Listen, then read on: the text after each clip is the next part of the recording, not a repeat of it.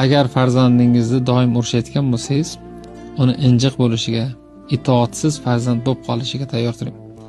Agar farzandingizni har bir harakatdan kamchilik topib, arzimas narsalar uchun tanqid qilayotgan bo'lsangiz, uni yolg'onchi bo'lishiga tayyor turing.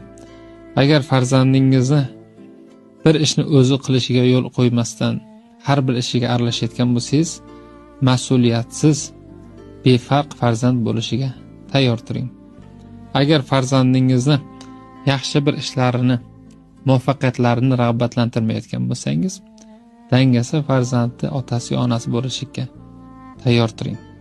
Agar farzandingizni har bir ishida qo'llab-quvvatlayotgan, unga ishonch berayotgan, mehr berayotgan, vaqt ajratayotgan, uni maqtayotgan bo'lsangiz, buyuk farzandni qarshilashga tayyor turing.